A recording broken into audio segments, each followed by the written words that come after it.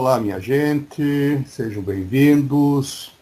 Então, quando a gente pensa nessa questão de IA, e aqui é importante já fazer antes de entrar propriamente na temática, fazer uma contextualização. Quando a gente pensa de IA, as pessoas normalmente pensam assim, robô, máquina, computador.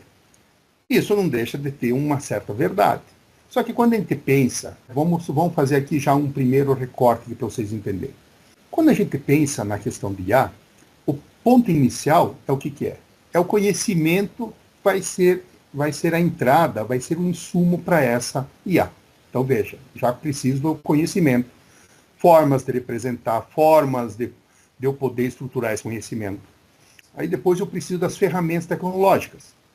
Aí nós estamos falando das tecnologias, aí nós estamos falando de tecnologias computacionais, aí nós também estamos falando de ferramentas matemáticas, em particular ferramentas estatísticas. Quem já não estudou, eu recomendo, depois eu até vou dar um toquezinho, aonde pegar um materialzinho para estudar. Então veja como está ligado já com a questão matemática, a questão computacional, a questão lógica. Esses sistemas, esse software, esses ambientes, eles precisam de uma tecnologia para poder rodar. Recursos, computador, máquina, rede, infraestrutura, comunicação, para poder que isso realmente esteja disponível. Então veja, aí tem todo um lado mais físico da computação. E para que hoje em dia você utiliza a IA? Hoje em dia a IA, vocês vão perceber na conversa, hoje em dia a IA está em diversos segmentos e principalmente na gestão. Quem ainda já não se deparou já com uma ferramenta, ou talvez não tenha nem se atentado, de que uma ferramenta usada em alguma área da gestão, provavelmente já está usando de recursos de IA, sem a pessoa necessariamente saber. E isso tem que ser transparente mesmo. Não precisa aparecer ali um pop-up dizendo, você está usando uma IA. Não. A IA ela faz parte de todo esse cerne. Então, só para vocês entenderem todo esse contexto. Estou usando todo um conhecimento, preciso de toda uma bagagem tecnológica, de engenharia, de toda a parte eletrônica, toda a parte computacional, e eu vou aplicar isso, por exemplo, toda a questão de gestão, toda uma questão de processos, toda uma questão de geração de novos conhecimentos. É isso, no final das contas, a IA.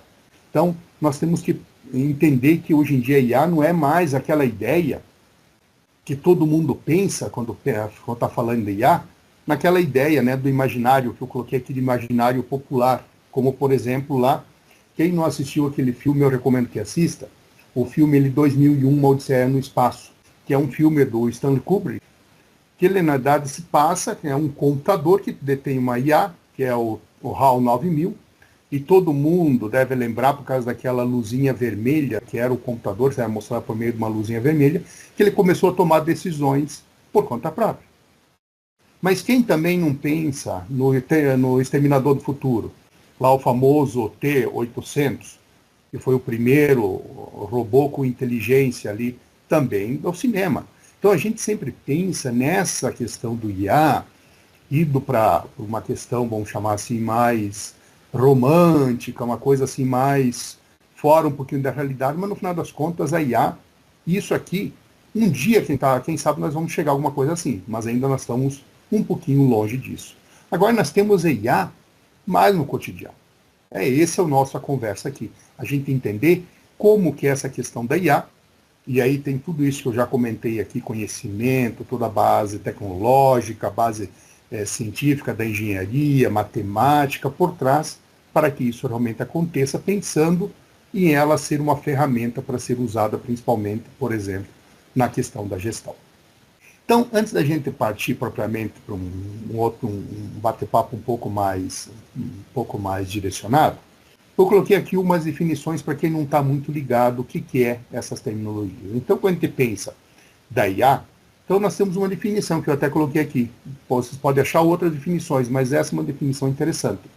A IA é a capacidade de um sistema de realizar tarefas que geralmente exigem inteligência humana, como aprendizado, resolução de problemas e tomar decisão. Então veja, a IA ela tem o seu contexto bem específico. Por que eu posso, uma coisa rotineira, por que eu preciso de uma pessoa ficar tomando decisão? Eu posso colocar uma IA fazendo isso, com base num conhecimento humano que ela vai fazer isso de forma mais direta e automatizada. e vou deixar o ser humano para outro, para um pensamento de nível superior, não uma tarefa repetitiva. Se a gente for pegar um pouquinho ali, ela remonta, né, a IA bem antes, nós vamos até ver um pouquinho, até antes dessa do século XX. Mas por que a gente coloca o século XX? Porque o século XX, que foi o século passado, é que realmente impulsionou o lado computacional. E a IA ela depende do lado computacional para existir. Já que nós estamos falando uma inteligência artificial. E essa artificialidade é dada por meio dos computadores, dos sistemas computacionais. E aí nós temos alguns tipos de IA. As IAs que são específicas e as IAs que são mais, vamos pensar assim, um pouco mais abrangentes. Então aqui é só uma forma de categorizar, nós vamos passar por algumas técnicas para vocês entenderem como é que hoje em dia está essa questão de IA. Então, tirando um pouquinho essa questão mais técnica, se nós olharmos aonde surgiu propriamente a IA, ela surgiu lá em 1950, num artigo publicado por Alan Turing. Quem não ouviu falar o Alan Turing é um dos pioneiros da computação, considerado o pai da computação, que ele fez aquela máquina, aquele filme Jogo de Imitação, que foi um computador que quebrou o código da máquina Enigma, que era a máquina de criptografia dos alemães, e com isso conseguiu encurtar a guerra por muitos anos, senão provavelmente nós estaríamos ainda talvez em guerra hoje em dia ainda, na Segunda Guerra Mundial. Então ele, lá em 1950, escreveu esse artigo, e até só um trechinho aqui do artigo, e eu recomendo, quem tiver interesse, está disponível na internet, é um artigo muito interessante, ele coloca ali, né, as máquinas computacionais e a inteligência. E aqui nesse artigo ele faz todo um pensamento, e já na primeira, ele já coloca uma questão. Podem as máquinas pensar? Can machine think? Então ele já começa a fazer toda uma discussão. Então veja lá em 1950. Quem sabe um pouco mais de computação, você lembra que em 1950 nós estamos falando ainda da primeira geração de computadores, aí, a transição da primeira para a segunda geração dos computadores, onde computador naquele tempo era uma coisa bem diferente do que nós temos hoje em dia. Então veja como as coisas já remontam a muito tempo atrás. E ele colocou um teste muito simples, e até está aqui representado nessa figura, um ser humano e conversando por meio do computador com alguma coisa. Esse alguma coisa, o ser humano não sabia se era um computador, se era uma máquina, se era um ser humano, ele não sabia. Agora, se o ser humano, ao final do teste, ele achasse que estivesse falando com um ser humano, isso provaria que aquele sistema teria inteligência. Então esse é o conceito inicial de inteligência artificial, ou seja, um sistema que consiga enganar o ser humano no sentido de achar que ele está falando com outro ser humano, é o conceito por trás da inteligência. Então veja que tudo isso nós já estamos, vamos chamar assim, nós estamos resgatando lá de trás. E agora, 2024, que nós estamos, entre aspas, trabalhando com, ou tendo mais visibilidade nessa questão de IA, mas não é uma coisa recente. De 50 para 2024, nós estamos falando de 70 anos já nessa área. É claro que na última década, que deu um grande impulso, mas isso já vem ao longo do tempo. Então, quando a gente pensa na IA, nós temos duas visões. A primeira visão é a visão do cinema, da literatura, do próprio Terminator, do Exterminador do Futuro, do Eu, Robô. Quem não leu o livro do Isaac Asimov, né, Eu, Robô, né, eu recomendo que leia, muito interessante. Aí surgiu as leis da robótica. E esse é o lado, vamos chamar assim, mais romântico da questão de IA. Mas hoje em dia, se a gente for sair um pouquinho desse lado romântico ainda muito delirante, porque nós não temos ainda máquinas assim. Nós temos alguns robôs humanoides, e vocês estão acompanhando pela mídia, mas eles não detêm inteligência suficiente, eles têm ainda, depende de um ser humano por trás que faça todo esse controle. É um humanoide que anda, que fala, mas ainda é um ser humano que está por trás controlando. Não é isso aqui ainda do filme. Só que, tirando esse lado, nós temos a questão do cotidiano. E é aqui que eu quero chegar. Quando você pensa nessa questão do cotidiano, quem já não usou um chat GPT ou mesmo um Copilot, são ferramentas de IA, os chamados chatbots. Então, provavelmente, vocês já usaram isso. Isso aqui é o que todo mundo, vamos dizer assim, pensa hoje em dia com IA. além desse lado romântico, todo mundo está pensando nisso, nessas ferramentas de uso mais popular, mais figurativo, vamos pensar assim, de escrever um texto, tradução. São ferramentas legais? São, não tem um problema. Desde que você saiba usar essa ferramenta e ela não venha a ter substituir a tua inteligência. No final das contas, você tem que escrever um texto, não uma ferramenta de IA escrever o texto. Mas, enfim, é uma ferramenta que pode ser utilizada. Só que isso é apenas a ponta do iceberg. Por quê? Eu aqui separei aqui um quadro não exaustivo de algumas ferramentas usuais que provavelmente a gente já usou aqui, o ChatGPT, já usou, por exemplo, o Copilot, talvez alguém já tenha usado, por exemplo, o Gama para fazer slide, já tenha usado algumas outras dessas ferramentas para alguma coisa muito específica. Isso é o que a gente está percebendo do IA. Então veja, um ChatGPT, ele não está substituindo o ser humano, ele apenas está facilitando em algum aspecto. Não é uma inteligência que vai dominar o mundo, no sentido ali de uma máquina que é uma Skynet, né, do filme Exterminador do Futuro. Então, são ferramentas muito pontuais para resolver um determinado problema, uma determinada situação. E alguém pensa assim, bom, mas isso eu já sei, isso de IA eu já sei. Então agora eu vou fazer uma expansão. Estão vendo essa outra slide aqui? Estão vendo a quantidade de coisinhas que tem? Cada uma dessas coisinhas é uma ferramenta de IA, ou uma ferramenta que no seu interior tem uma IA embutida. Então veja a quantidade que tem. Isso aqui não é exaustivo não, tá? Isso aqui é uma figurinha rápida que eu peguei da internet só para ter um pontapé, porque eu com toda certeza, enquanto nós estamos aqui conversando, já surgiu alguma outra ferramenta de IA. E alguém pensa assim, não é um robô, não é um supercomputador, não é... Não, são pequenas ferramentas que utilizam recursos de IA, que é isso que nós vamos conversar. Vamos passar daqui a pouquinho para vocês entenderem melhor. Então, quando a gente pensa em IA, temos que desmistificar essa questão de um computador que vai dominar o mundo, de um robô que vai dominar o mundo. Não é isso não, tá? São pequenas ferramentas que utilizam o recurso de IA para algum objetivo, otimizar alguma coisa, facilitar alguma coisa, aí é que entra a IA. Então, tirando esse lado que vocês já perceberam que hoje em dia IA está cada vez mais presente, por isso que eu falei no começo da conversa. Quem não está ligado com IA já está atrasado no mundo tecnológico. Já está ficando fora do mercado. Então, quem não está se antenando com o que está ocorrendo em termos de recursos de IA, não é que a pessoa vai desenvolver uma IA, não é isso não. Mas a pessoa precisa minimamente entender o que está por trás e como usar as ferramentas. E esse é o novo cenário do mundo ou do mercado de trabalho. Quem não estiver antenado a isso, provavelmente vai estar fora do mercado de trabalho em pouco tempo. Então veja, professor, então quer dizer que eu vou ter que fazer um curso de computação?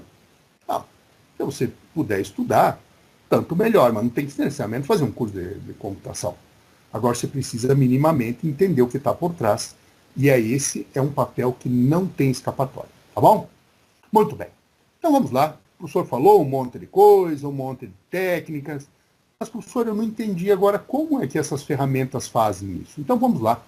Aqui é o objetivo a gente agora entrar um pouquinho mais técnico para desmistificar. Não, eu não vou explicar código, nada disso. Vou só explicar a ideia e a filosofia por trás para vocês entenderem.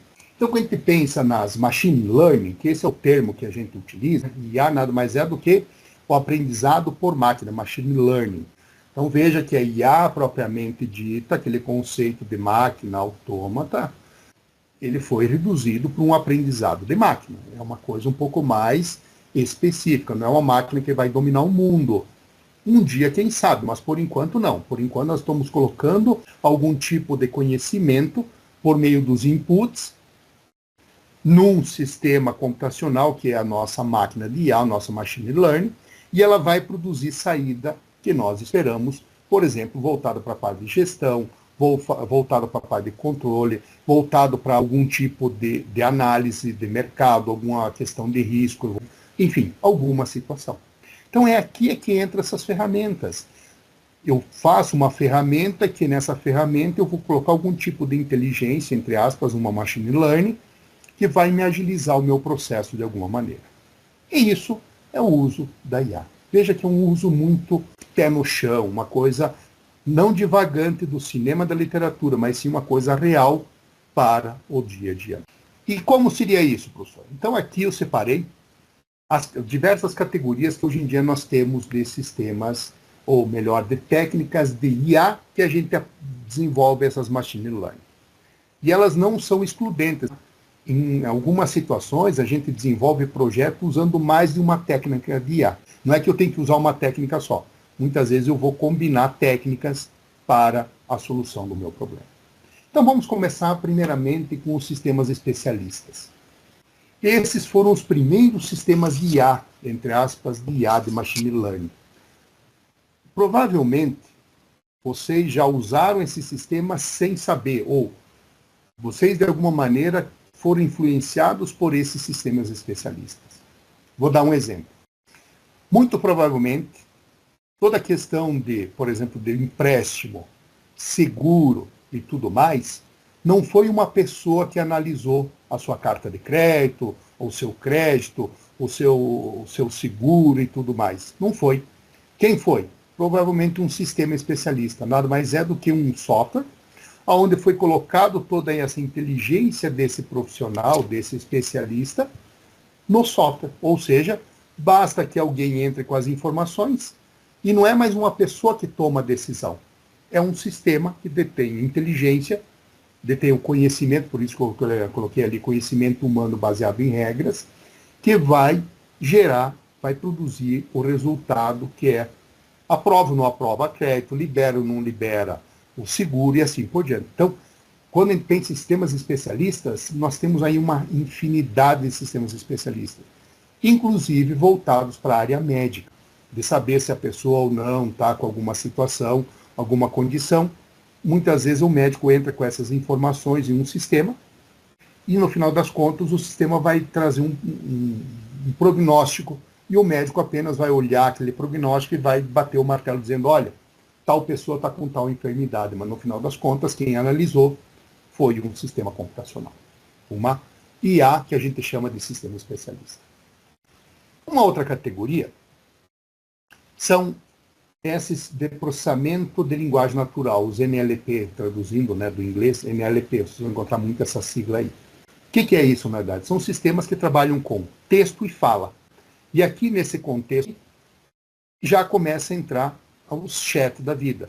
Por exemplo, esses que a gente fala, o Siri ali que a gente fala, e ela reconhece que a gente está falando. É um processamento de linguagem natural. Ou seja, é uma técnica dentro do conjunto da IA que trabalha com isso. Outra é trabalhar com a visão computacional, toda essa questão de trabalhar com imagem, processar imagem, identificar imagem, gerar imagem, estão na categoria da visão computacional, ou seja, são técnicas específicas voltadas para essa questão, trabalhar com imagem, trabalhar com vídeo. Aí nós temos uma outra grande categoria, que é o aprendizado não supervisionado. E esse conjunto aqui é quando a gente trabalha para detectar padrões em conjunto de dados. Ou seja, eu tenho um conjunto de dados que olhando eu não consigo entender como é que são esses dados.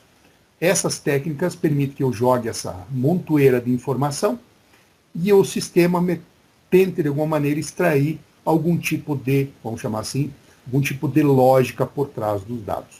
Então isso aqui é muito bom quando eu trabalho com um volume de dados muito grande, dados muito diferentes, e eu não consigo entender algum tipo de padrão. Essas técnicas tentam gerar esses padrões para a gente poder entender o que é que a gente vai poder fazer com esses. Então aqui nós já temos 4. Vamos um pouco mais para frente. Aí nós temos os sistemas de IA, as técnicas de IA, que são baseadas em aprendizado por reforço, ou seja, é aquelas que eu preciso é uma técnica que eu preciso que alguém interaja com o sistema para ele ir aprendendo.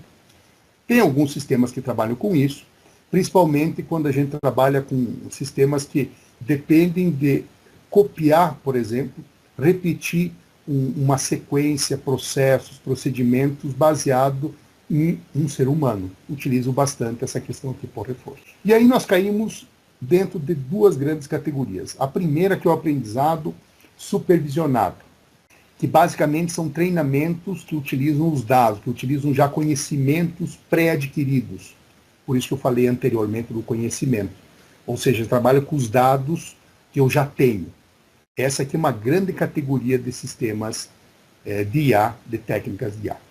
E por último, algoritmos evolutivos, que eles trabalham com iterações e combinações de diversas soluções, e essas soluções têm muito a ver, nós vamos perceber, com um lado, vamos chamar assim, um lado mais físico, um lado mais voltado para como os organismos operam. Por que eu deixei essas duas últimas para a gente conversar? Porque essas duas últimas categorias a gente vai dar alguma expandida, porque eu separei, dentro dessas 7 categorias, eu separei algumas técnicas específicas para a gente conversar. A primeira delas, e aqui vai para quem está fazendo estatística, já fez estatística ou vai fazer estatística. Regressão linear. Quem está fazendo estatística, vai fazer ou está interessado. Regressão linear nada mais é do que uma ferramenta estatística, ou seja, da matemática, que a gente utiliza para fazer essa previsão de alguma situação. Então, por exemplo, posso fazer uma previsão de vendas, previsão de estoque, a questão de logística. Tem diversos elementos que eu uso a regressão linear, simples, e muitas vezes eu tenho que trabalhar com uma regressão multivariável, que daí é uma regressão linear, só que está trabalhando com mais variáveis nesse contexto. São técnicas muito interessantes. Veja que aqui nós estamos falando da estatística, uma ferramenta matemática que eu utilizo juntamente com o lado computacional, com base nos dados para gerar alguma coisa, por exemplo, voltada para a gestão, uma questão de logística, uma questão de vendas, uma questão de marketing, uma questão de alocação de recurso, uma questão de previsão orçamentária. Eu posso usar uma técnica dessa de IA. E alguém pergunta, fica e a pessoa que faz isso? Não, a pessoa que faz isso ela vai estar envolvida nisso. Só que em vez da pessoa ficar ali fazendo conta, a gente cria um sistema, utiliza toda a expertise da pessoa nesse contexto, e a pessoa vai estar assim controlando todo esse sistema para realmente ter uma acurácia, ter uma eficiência melhor do resultado. Porque aqui eu estou usando uma máquina que vai me auxiliar no resultado. Então veja que aqui é uma ferramenta muito interessante e vale a pena dar uma olhadinha. Então, para quem não achava que estatística era somente lá para fazer aquelas estatística de jogo, coisa assim, não. Hoje em dia a estatística a gente também pode usar juntamente com a questão computacional para gerar uma técnica de IA. São as redes neurais, eu acho que muitos talvez já tenham ouvido falar. Então a rede neural é uma aprendizagem também supervisionada. Por quê? Porque eu utilizo dados que eu já tenho para treinar essa rede neural. E a rede neural ela é baseada no quê? Camadas de entrada, camadas intermediárias e camada de saída. Quem são essas camadas, professor? Camadas de neurônios. E aqui tem muito a ver com aquilo como o nosso cérebro funciona. Nosso cérebro tem ali o neurônio, que tem os vários dendritos, que são as ligações de outros neurônios, e tem a saída, que é o axiônio que liga com outros neurônios. É essa a ideia aqui. Ó. Eu tenho vários dendritos que entram no meu neurônio, e eu tenho as saídas, que são o meu axiônio, que liga com outros neurônios, formando aquilo que a gente chama de cérebro. Isso de saída, o pessoal achava que isso ia substituir o cérebro humano. Só que o cérebro humano é tão complexo. Provavelmente o ser humano ele vai viajar para outros planetas, viajar mesmo, viajar lá, visitar outros planetas, não visitar a Lua, visitar outros planetas, e não vai ter entendido como funciona o cérebro humano. Não na sua totalidade, pelo menos. Porque é muito complexo. Mas a ideia que eles pegaram foi justamente essa, de eu formar pequenos cérebros limitados, que têm alguns neurônios, que se comportam como fosse um neurônio real, onde eu tenho todo um lado matemático aqui, onde cada entrada eu tenho um peso, ou seja, cada entrada aqui do meu neurônio é como na vida real. Uma ligação mais fraca tem um peso menor. Uma ligação mais forte, um conhecimento mais forte tem um peso maior. É essa a ideia por trás aqui. Então eu tenho várias entradas, vários pesos, Isso aqui eu tenho, no final das contas, um processamento, que nada mais é do que uma grande soma de valores, que vai me produzir uma saída, e essa saída vai dizer se aquilo lá está mais para sim ou está mais para não, como no nosso cérebro, funcionamento do nosso neurônio, no nosso cérebro. Ele é pequenas maquininhas que juntos formam uma grande máquina, onde cada um vai passar ou não uma informação. O nosso cérebro ele trabalha assim, né? Cada neurônio faz um pequeno processamento, a somatória desses pequenos processamentos que vai produzir o resultado final, né? Então, é a ideia aqui por trás da rede neural. Veja aqui, nós estamos falando aqui da biologia, nós estamos aqui falando do cérebro humano, uma questão, vamos chamar assim, muito ligada ao nosso jeito de pensar. E uma outra técnica, dentro aí dos algoritmos evolutivos, são os algoritmos genéticos. E qual é a ideia do algoritmo genético? Ele se baseia no princípio de um organismo biológico, onde eu tenho os indivíduos, cada indivíduo eu vou ter aqui um cromossomo, esse cromossomo vai me dizer, considerando a minha função de fitness, ou seja, o que estou querendo calcular, ele vai me dar um fitness, um valor. Em função desses valores, eu vou fazer toda uma seleção natural, lembram lá de Darwin?